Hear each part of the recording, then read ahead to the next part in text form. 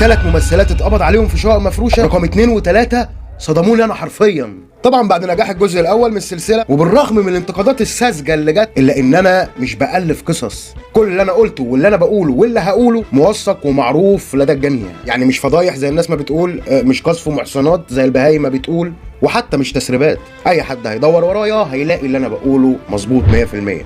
المهم بعد النجاح دوت انا قررت اعمل الجزء الثاني واسمي السلسله ديت فتح الملفات القديمه. وبالمناسبه اي حد ممكن يدور ورايا. رقم 1 في الفيديو بتاع النهارده هي الممثله الشابه حنين، واللي اتقبض عليها في شقتها في حدائق الاهرام متلبسه في احضان 3 رجاله خلايجه. الكلام ده مش من عندي، الكلام ده كله منشور في صحف، وهقرا لكم التحريات الصحفيه كمان. بعمل التحريات التي اشرف عليها المقدم فلان الفلاني تبين صحه المعلومات، واضاف باتخاذ المتهمه شقتها وكرا الند، وبتقنين الاجراءات واصدار اذن النيابه لمراقبه الشقه وضبط المتهمه متلبسه. تمكن ضباط الاداره من ضبط المتهمه في احضان 3 خليجيين اثناء ممارسه داخل شقتها بمنطقه حدائق الاهرام، وباتخاذ الاجراءات القانونيه واحالتها للنيابه.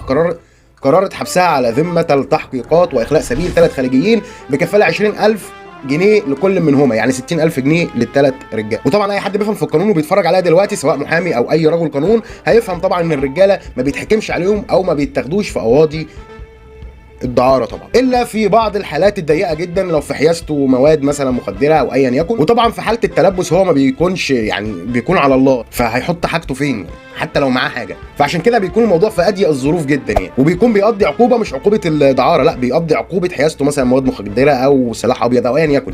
كانت المعلومات قد وردت الى اللواء كذا كذا مدير النشاط الداخلي بالاداره العامه لحمايه الاداب تفيد قيام الممثله حنين وممثله اخرى ناشئه باداره شقه للاعمال المنافيه للاداب وفي منطقه حدائق الاهرام، حيث اعتاد استقطاب راغبي المتعه المحرمه مقابل مبالغ ماليه كبيره خاصه الاثرياء العرب. اكدت التحريات ان الممثله شاركت في العديد من الاعمال الفنيه من بينها مسلسل صاحب السعاده ومسلسل ولي العهد، وكانت بتعمل اعلانات للملابس الحريميه يعني زي سلمى الشيمي. ان شاء الله نسمع خبر قريب كده يفرحنا كلنا. وطلعت كعارضه ازياء في مسلسل هبه رجل الغراب. وبعد اتخاذ كل الاجراءات القانونيه داهمت قوه من ضباط الاداره العامه لحمايه الاداب ضمنت كل من العقداء فلان الفلاني وفلان الفلاني والعمداء فلان يا لا ده لو ارهابي مش هيحصل معاه كده. انت كنت بتجيبي مين في الشقه؟ ما علينا.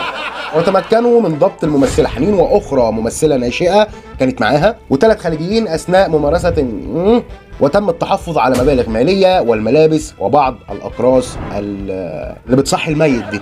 وتم تحرير المحضر اللازم بالواقعه واحال اللواء فلان الفلاني المتهمين الى النيابه العامه التي قررت حبس المتهمين وتقديمهم لجلسه محاكمه عادله، وامرت باخلاء سبيل العرب ال3 بكفاله 20,000 جنيه لكل منهم. التقرير ده انا قريته بالذات يعني عشان الناس اللي بتقول انت بتقول وبتجيبه من، لا انا ما عنديش، انا مالي انا بالكلام ده، انا مجرد ناقل للخبر او المعلومه مش صانع للخبر او المعلومه، فما تجيش تنتقدني، انا انتقد اللي عمل الفعل نفسه. نروح بقى الرقم 2 و3 واللي انا اتعجبت بصراحه واستغربت واندهشت وزي ما تقول قول، وهنقول الاثنين مع بعض لانهم كانوا مع بعض بالفعل في مسرح الجريمه، واللي صدموني حرفيا علشان واحده منهم اتحجبت وبعدين قالت الحجاب وبعدين اتحجبت تاني وبعدين اعتزلت التمثيل وبعدين رجعت التمثيل تاني، مثيره للجدل، الا وهي الفنانه حنان ترك طبعا واللي انا بحبها جدا، وكان معاها الفنانه وفاء عامر. ويا ريت تسمعوا الحكايه للاخر علشان في ملابسات كتير قوي للقضيه دي، فلازم كلنا نفهمها من الاول للاخر وما نجتزئش الكلام. تم القبض على الفنانتين في سنه 1997 وده كان بتهمه ممارسه الرذيله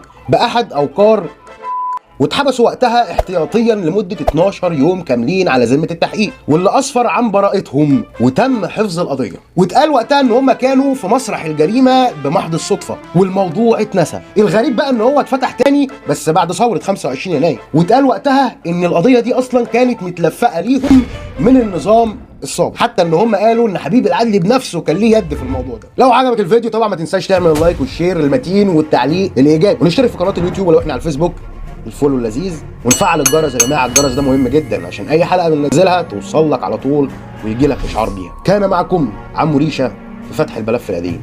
السلام عليكم. اصل الحكايه مش معضله، بحبه اراده تتحل المشكله.